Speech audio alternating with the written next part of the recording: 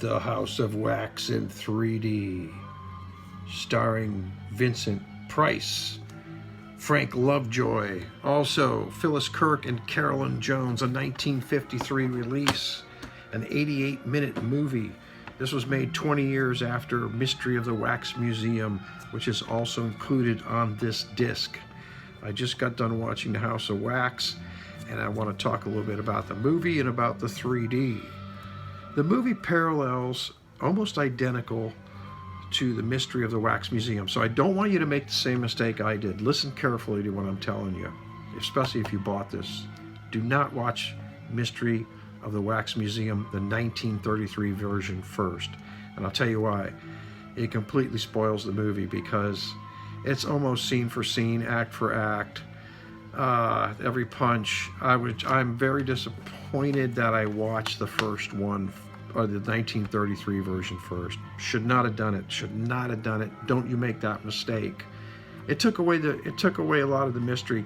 The main difference between the two movies is that this one he's creating a house of horrors with his new wax museum. It starts out same as the original. The museum gets burned, but in the old version, he didn't go to a house of horrors. He just made another wax museum. But in this version, he changes his motif and goes to a house of horrors.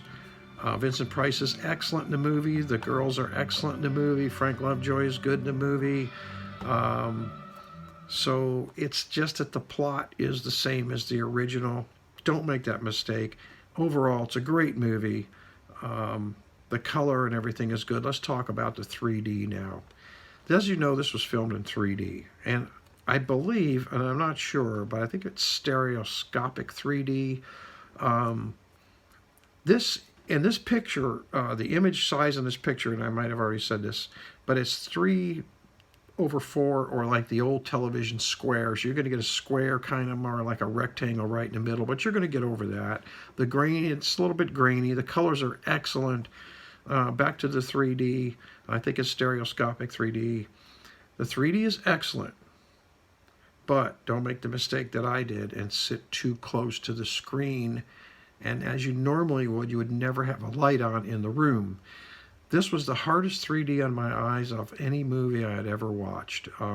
It's 88 minutes, so it's just under an hour and a half. Right at an hour and 10 minutes, I was very nauseous and almost had to turn it off, but I wanted to hang in there. So what I did is I backed away from the screen as far as I could. I turned on a light in the room, and I wish I would have watched the whole movie from a distance with a little light on in the room, which I never do.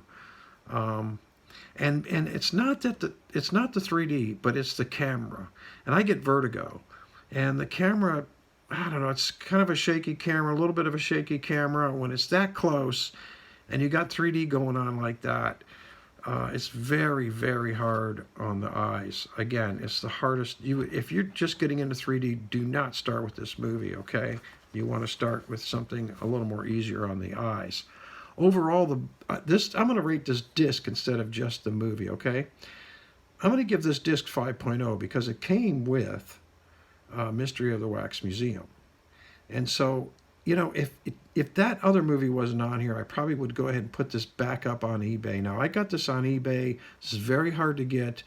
Brand new on Amazon. If you can, it's like $61. These people are auctioning this off on eBay for close to $50. If it had just this movie on it, and then I would say maybe hold off, but it is a collector's item, so pick it up when you can. You're going to want to hang on to it. I'm going to hang on to this. So there you have it.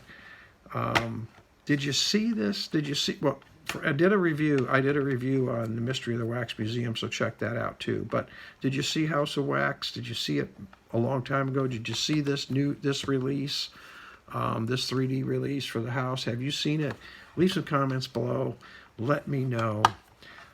Hit like and subscribe. Have a good night, and as always, God bless.